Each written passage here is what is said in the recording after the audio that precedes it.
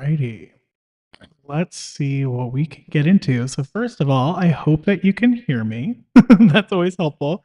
Going off of what I hear, I can hear you. Let's see if this works. Perfect. All right. So I am working on a presentation. I'm going to be doing some workshops, a couple of Kodak chapters in the next few months. And I'm essentially revamping, doing a lot of kind of taking my research line from grad school and applying it a little bit more to into the what I'm trying to say, the Kodak setting. So I've done a first draft of my kind of a map, but I'm just gonna work today. This is kind of behind the scenes.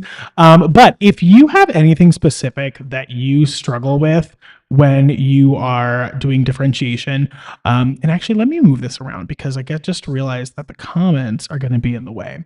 So if I move this up here and move my head down here, at least you'll be able to see what I'm working on as long as I can grab it. That should be a little bit better. All right, no moon live.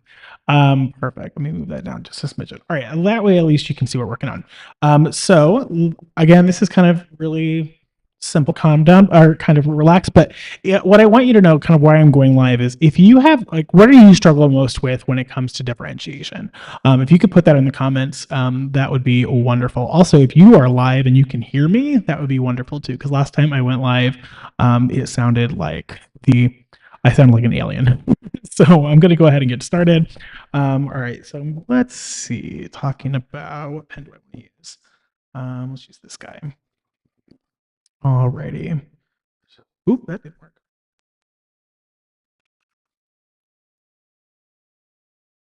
Ooh, I don't like that. Don't like the pencil. Which is the one I want? Crayon? Is this what I want? Oh, that's 100% what I want. Alrighty, so let's see what we can do.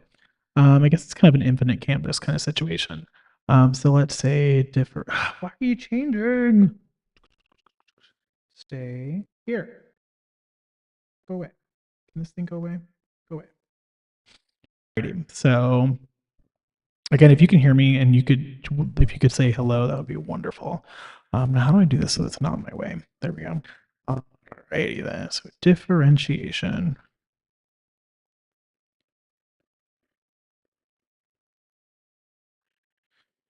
Alrighty. So moving from here, I think I want to. Can you like disappear? All right. So moving into universal design for learning.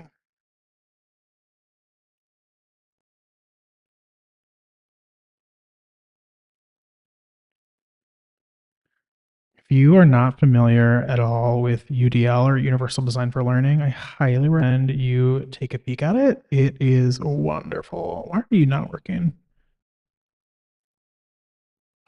This okay, there we go. So Universal Design for Learning, talking about removing barriers. Actually, let me do this a different way, because otherwise it's going to be a lot longer. So let's see. I can hear, let's say, so let's do, why does it keep going back to that? I don't want that. Oh, I definitely don't want that. Here we go. So, wait, does this do what I think it does?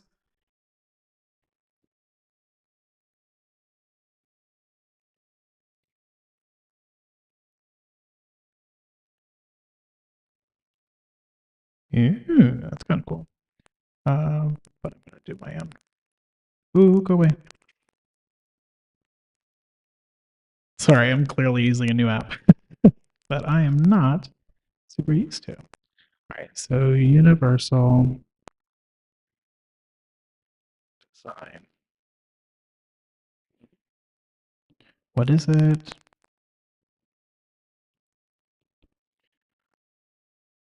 What is it not?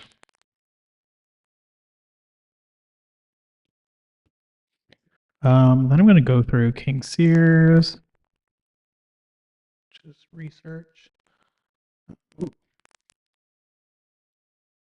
And then the biggest thing, okay, so let's see, where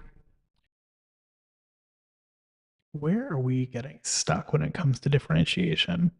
I asked a lot of you guys. Here, let me pull that up. I sent out an email it's probably about a month ago now, actually, um, all about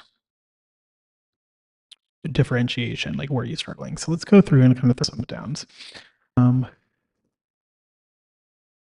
That over here. So we have one of my biggest struggles when differentiating is keeping students engaged when they already understand the material. So engaging the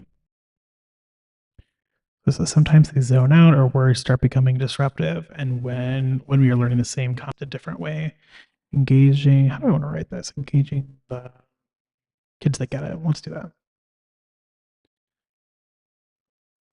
Can you engaging the kids that already get it?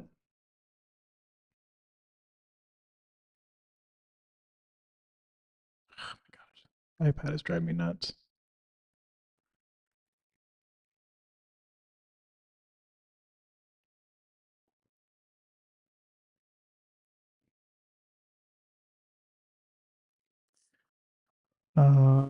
What else? Right, that's the only one. That one.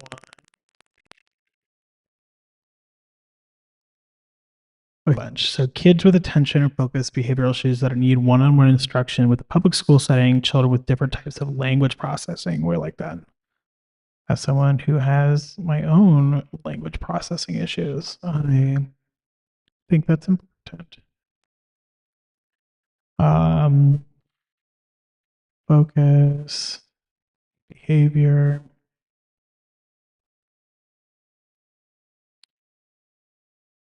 This person says, hey, when it comes to differentiating instruction, I think I struggle the most with being able to dedicate time to individualize certain things if I don't just apply accommodations and modification choices for all.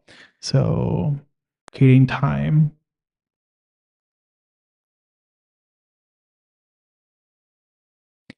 And here's a misconception that I want to address. So this person says, when it comes to differentiating instruction, I think I struggle the most with being able to dedicate time to individualize certain things, don't just apply accommodations or modification choices for all.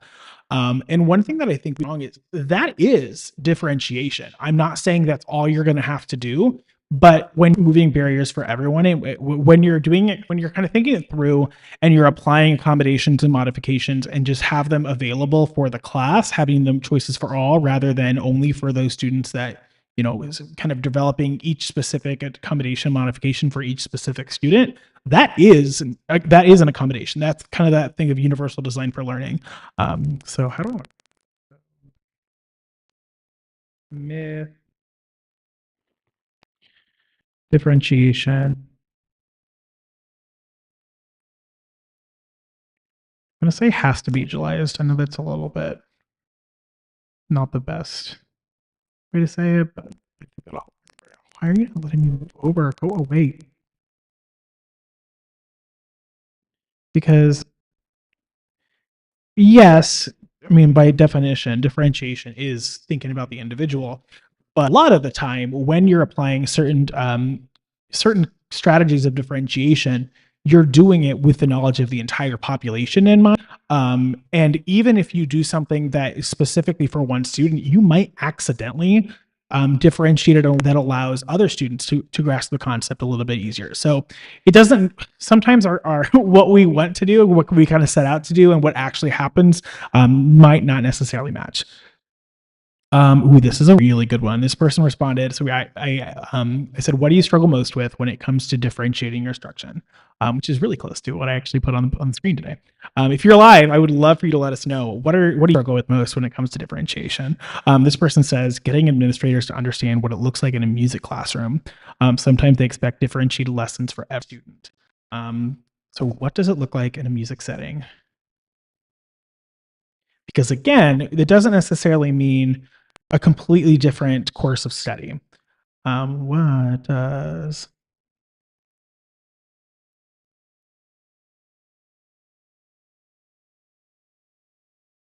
All right, what does it look like in music? Yeah, because again, it doesn't necessarily need to look like a completely different course of study, but differentiation, a lot of it can be down to just being aware. This person says everything. I don't know the thing about differentiating music. Let's dive into this. All right, here's a good one. This person says, "Hey Bryson, great question. Here's what I think. One, too many students when I have 120 each day on a 4-day cycle, so I'm getting to know them individually and not enough of me to go around in a 40-minute class. I have access to IEPs and 504s, but I can only make brief notes, and those documents are typically written for math and literacy, not for the arts." So I'm going to address that one for a second because, yes, IEP audit. When I did my graduate work on differentiation, I was talking, or I did a lot of work around IEP audits. That's kind of the majority of my research was how we can apply what's actually in the IEP to the music setting, because some of it is going to be legally required. Like if they have extended time on test or whatever like that, like yes, you have to do that. But some of it will be, we have to take what's written as a best practice and apply it to the musical setting, even when it doesn't necessarily say that. Sometimes it takes a little bit of a kind of going through the motions, not going through the motions, but like going through the process of taking time. So they bring up another good point is having so many students. Just juggling you needs of so many students, because the reality is we have hundreds of students. That's not how you write that. Yeah, we have hundreds of students. So that it can get tricky for sure. This one, okay. They also say spread too thin, planning 6th grade levels plus 3 adaptive classes to really think about how to differentiate. I usually try to with many of the 5 senses in the lessons as possible, but don't provide enough modifications and instruments or working in percussion. So that's a really common talk. I talk a lot about how we have a wonderful double-edged sword of oftentimes coming up with our own curriculum because we get to craft the curriculum to those in front of us. Let me just check. Yeah, okay. You can truly craft the curriculum to the students that are in front of us, but on the same side of it, we have a lot of curriculum developed constantly. And they also say being relatively new at elementary music.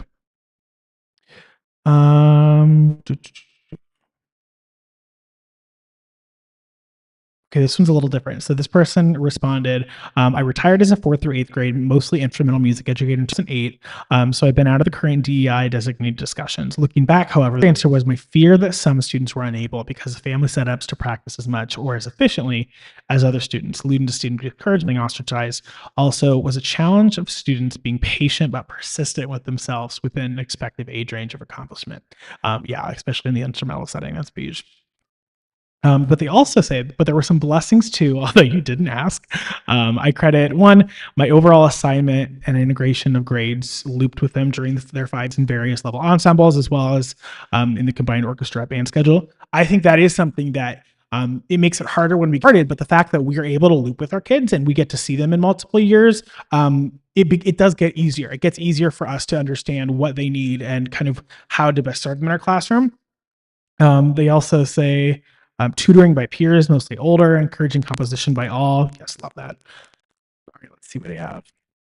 So, right, if you just joined us, hello, we're going through and we're talking about some of our biggest struggle with differentiation in the music classroom. This one's a good one. I'm told I'm doing great with differentiation, but I often wonder if I could do more.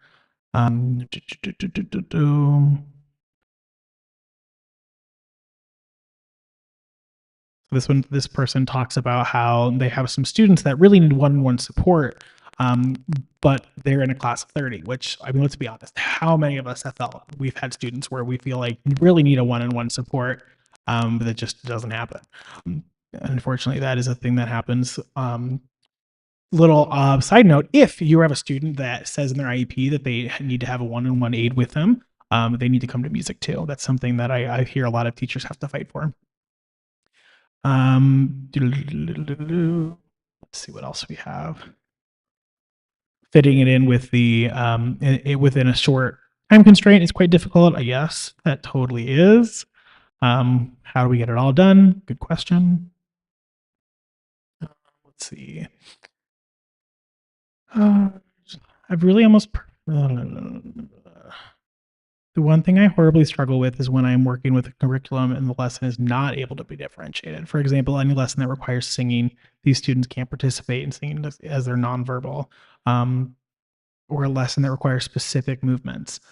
So yeah, okay, that's another one where we kind of talk about how we take a curriculum or a lesson or something and really apply it to sometimes it might look different, and being okay with that. How do we list being okay with different, because that's the reality. When we're differentiation, I mean, it's in the word. When we're differentiating, it might look different. It might not, but it might look different for depending on the student, and sometimes that's okay. Um, um, to answer your question, my main difficulty is time. As a music educator, I only see my students for 3 per week. In that period of time, I have to cover a great deal of ground, which is difficult when you have so many little ones and so little time. Yes.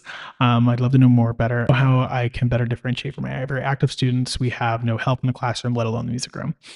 Love that. Not love that, but like that is definitely thing I will definitely be addressing in this presentation. We got a couple more. To be honest, what I'm struggling with right now is determining what to work on different levels with kids all in one group when I'm the one adult. That's differentiation in a nutshell, and it is not easy. um, they go on to talk about the ambiguity in music standards and how that can sometimes help us and sometimes make it worse. Those are good ones. What else can we get into? What do you struggle most with when it comes to differentiation?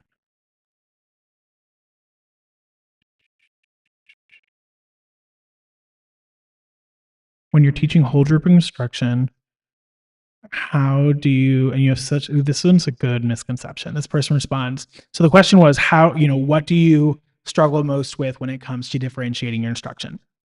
This person responds, when you're teaching whole group instruction and you have such a limited time with students a week, 45 minutes at my school, how do you differentiate instead of using UDL? First of all, one of those common misconceptions is UDL, when you're using the principles of UDL and you're using them to form your lessons, that is a form of the differentiation. It might be enough, it might not be enough. There might be times that you have to take it farther, but the reality is universal design for learning is a framework that you can kind of take your instruction through to make sure that it is accessible to all of your students. And what I love about UDL is it isn't meaning me taking a lesson and then creating 10 more lessons because they're differentiated on top of that, but it's really is when I'm creating my lesson, how I can use that to make sure that my curriculum is accessible. And because it is accessible and because I'm designing it in a way that is purposely making sure that it is accessible to all students, that is differentiated by design. Again, where that comes into the universal design. So differentiated by design.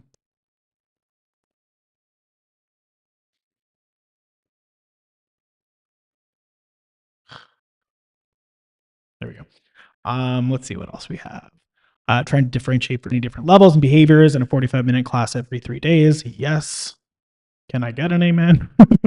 Feel that in my bones. All right, so I already read that one. My biggest struggle is that I'm making sure that the students who need something extra have the resources that they need. My classes are 25 minutes long, so it goes by at lightning speed. Yeah, I feel that sometimes the student needs an extra resource, the extra instruction is lacking because of time constraints. Do I already have that dedicated time? Yep. I struggle with challenging the upper end. Ooh, that's a better way to put it.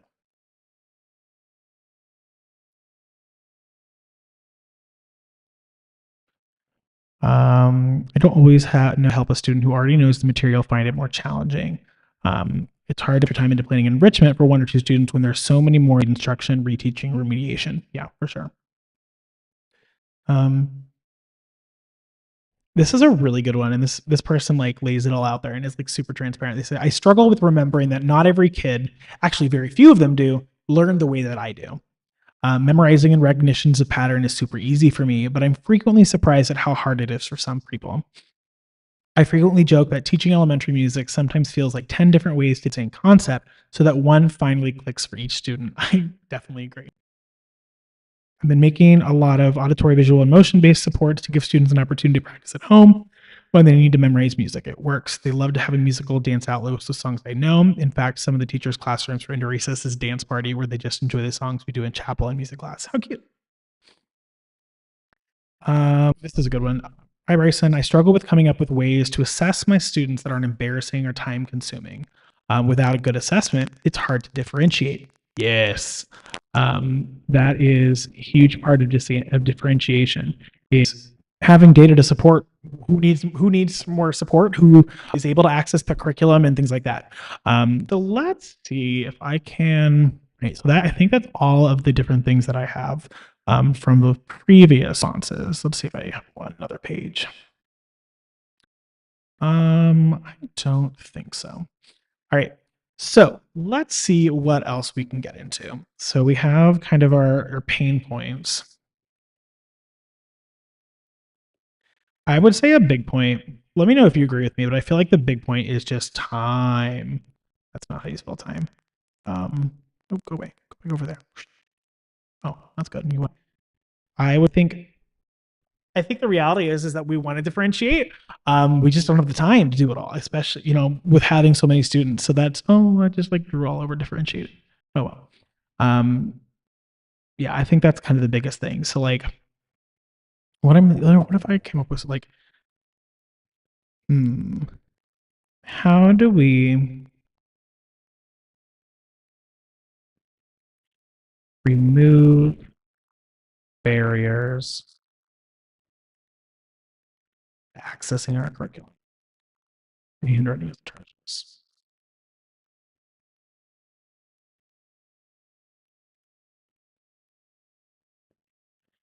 I feel like that alone could be an entire like discussion. Just how do we remove the barriers and make sure that our students are actually able to access their curriculum. And we've talked a little bit about it as we've gone through the submissions that you guys have sent in, kind of telling me what your biggest struggle when it comes to differentiation are. But the reality is every teaching situation is going to be so unique, and that is part of the problem because differentiation is not something you just do. It is a constant loop. I'm going to read the word. It really is just a feedback loop. You give it a shot, you give it your best shot, and you use the information that your students are providing you, whether it is, super explicit, like, hey, I don't understand, or if it's just noticing what's on in your classroom, and then using that to influence your upcoming lessons. And each lesson you design, ideally, is becoming more and more differentiated, or at least having less and less barriers to accessing the curriculum because you are guessing and checking. You are just giving it your best shot. You are trying your best and then figuring out what students need more of, what students need less of, what things really aren't helping students, what are actually making it worse. Because sometimes in the process of trying things, that happens. So, yeah, point to say,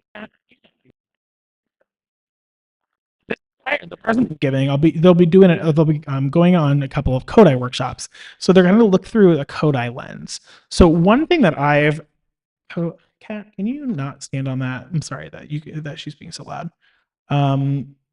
Is people struggle as like how differentiation in a structured curriculum. How do we, use prepare, present, practice when students aren't all going to be in the same place? And that's where the spiral curriculum comes in, because the reality is we are going to use a lot of writing is hard. There, let me try that again.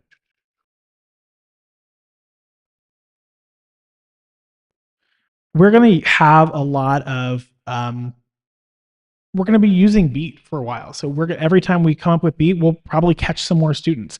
Every time we do rhythm, we might have we bring some more kids into using the being able to understand it, and it might take them longer. And I think that's one thing is it's hard because if we're following a traditional Kodai classroom approach or kind of sequence is we can't wait until every student is ready to present it. But why I'm okay with that is that we're not done after that. We are continuing to use that concept. It's just named at that point, and we're going to continue working with those concepts, and we're going to continue.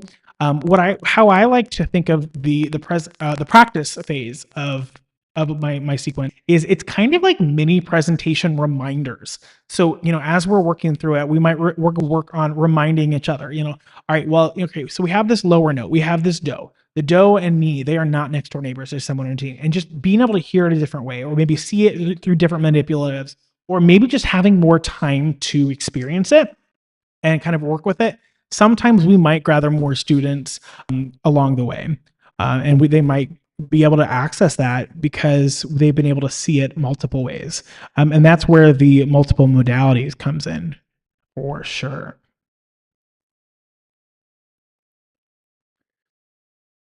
Um, there's a lot. So what I love about universal design for learning is what I love about universal design is that it's not a curriculum.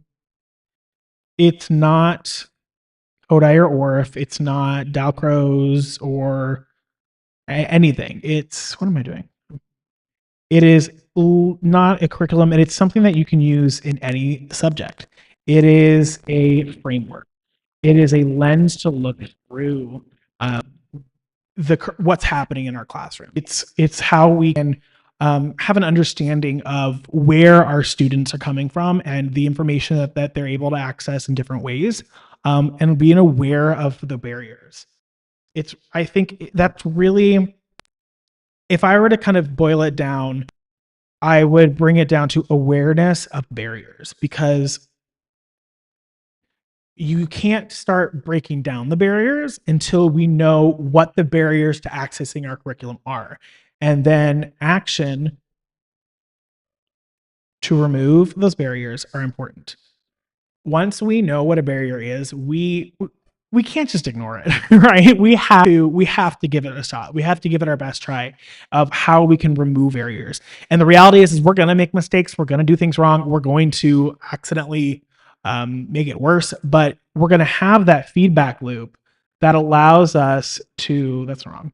We're going to have that feedback loop that's going to allow us to learn from our mistakes and learn from our successes and learn from what our students are telling us both verbally and non-verbally, so that we can improve in the future.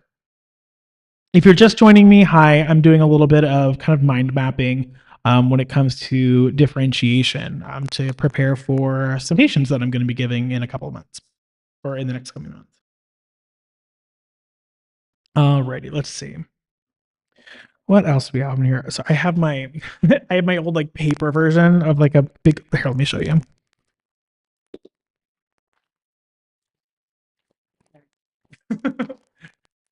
I'm not one to do like mind maps and things like that, but I'm kind of here. I have that over on the floor to kind of keep me on track a little bit at least, which is what Kat was stepping on earlier. So let's see. Ooh, here's something we'll talk about. Choice.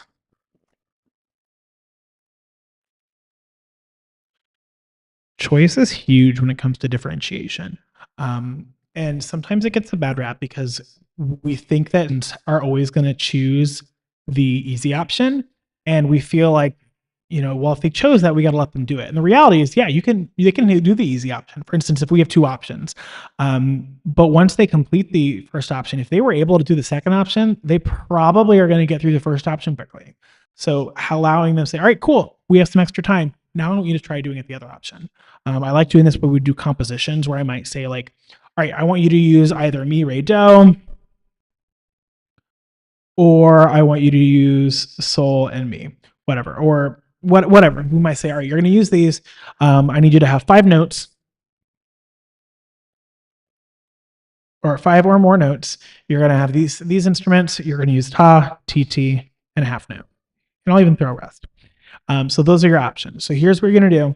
You need to have, creating your composition, you have this many, these are kind of your parameters. You can choose either mi, re, do, or you can choose sol, mi, whichever one you want. Or sometimes I might, for instance, in this case, I might do mi, re, do, or mi, re, do, sol, mi, select the deck. And I said, all right, I don't care what your composition is, as long as it has 5 notes, at least 5 notes, and it only uses ta, tt, tu, and rest. Whatever you come up with is good. You can use it on our staff. You can use it with the on our using erasers or whatever. So we might have some students like, okay, we're gonna do our do here. So it'll be sol, la, mi, re, do. Ooh, actually, I want to make that one a half note. How do I go back? Mi, re, do. All right, so sol, la, mi, re, do. Right, cool. All right, so let's have them check. Does it have 5 plus notes? Yes. Does it only use ta, ti, ti, tu? Yes. I don't never rest, but that's okay. Is it using mi, re, or sol, la, mi? Sol, hold on, I have to do the right. Sol, la, sol, mi, do. Perfect. Love that. So this would be an acceptable answer. This would be an acceptable product. What I want to get at is my student able to compose using known musical vocabulary? So that would be the solfege, that would be the rhythms, that would be using the staff.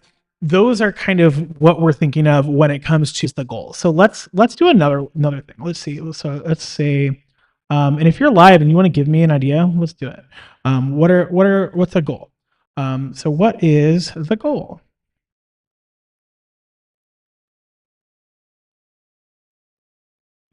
What is the goal? What are we trying to assess? What are we trying to figure out? Because the reason is we're not trying to figure out if they can pass the test. That's not what we're doing. We want to know, can students use Tati? So let's say, can students name, label, and perform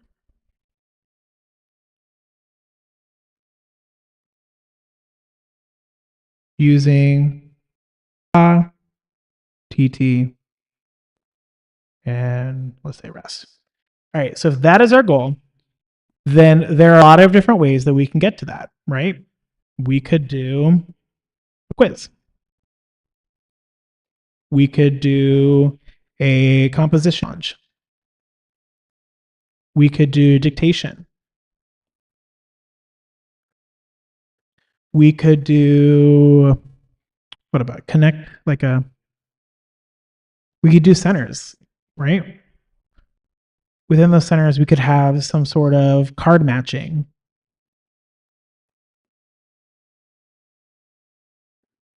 We could have the students sing and clap. We could have the students use an instrument. Maybe we're doing a recorder, or maybe we're using glockenspiels, or maybe we're using ukuleles. What you can see is there are obviously lots of different ways that we can get to the root of the goal of this assessment, or the goal of this assessment. So again, we're not trying to see, are they able to do a quiz? Are they able to compose? We want to see, can they use ta, tt, and rest? So when we're talking about if they're successful or not, what it comes down to is when we're designing our instruction or designing an assessment, what is going to be the best way, and a way that removes barriers to having the understanding. For instance, if we were to do a quiz, my first initial thought with quiz is that we're going to have barriers based on, fine motor. We're going to have reading skills. We're going to have test anxiety, things like that, that might get in the way. That doesn't mean we don't do it. That means we just need to be aware of it and make sure that if we're not only assessing in that way, but also if we're going to offer choice, how can we see what choices we might have available? Thinking about composing, there's a lot of soft skills that are needed when you're composing. Again, I'm not saying don't do it. I'm saying be aware of the potential barriers for access, because If we ignore the barriers, they're still there, and we're just walking by them and letting the students learn for themselves. But if we are aware of the barriers and be really conscious of how we can, the first step to removing barriers is being aware of the barriers. So just kind of go through what barriers you might have with the way that you're assessing. But again, think about what is the goal. So kind of recapping a little bit, we talked a lot about the pain points. Because a lot of times we hear about music teachers, or sometimes we get about it because we want to do it the way we want to do it, and not everybody gets to be musical. But the reality is, I feel like the majority of the majority of people, they want to do well. If you have a question, go ahead and put it in the chat. I'll answer it. They want to be able to differentiate. They want to be able to make sure that students are accessing their curriculum. They want to make sure that everyone is learning. But kind of thinking about these pain points, a lot of these pain points are going to get in the way of that goal, especially this big one right here. How do we fit this in with everything else? And that is a very real question. And when I was doing my research in grad school, I ended it all talking about implications for educators, right? That's what you do when you're doing research. You talk about, all right, here's some research, here's some of the stuff. Sorry, Kat is really adorable over here. But what do we do with this information? And I ended it, and especially when I first presented at OMEA, the last slide was implications for educators. But then as I was sitting there, I wanted to talk about how what am I going to try to say? The more I realized it was, hey, we need to talk about the implications for administrators, implications for policymakers, because yes, we can do stuff and we can help, but we are part of a system that we don't have complete over. So I think that big one right there, time, is how do we do it while also doing everything else, which is not going to be easy. So if you're hanging out with me, thanks for hanging out. We've just been kind of going through, and we've really been just thinking about what differentiation is, what it can look like, what pain points do we have in the music classroom. I don't want that to be on. Hold on, go away. What pain points we have in the classroom when it comes to differentiation. If you haven't figured that out already, differentiation is like my favorite thing to talk about. I am very passionate about it. And as someone who has multiple invisible disabilities, it's something that I've become more passionate about as I've done more soul searching in my own status, and the way that I learn, and the way that I interpret the world, and the way that I interact with the world. But I hope that I'll be able to share this presentation with you at some point. I will be doing the presentation with Coda, New Jersey in January, I believe. And then I believe in March, I will be with the Kentucky area. I really need to pull this up. I will be speaking with the Coda, New Jersey on January 24th. And then I will be doing a day-long, kind of morning-long session with Kentucky Association of Coda Educators on March 9th. So be sure to, I'm sure this presentation will come back soon in other ways as well. With that being said, thanks for being awesome, and I will talk to you later.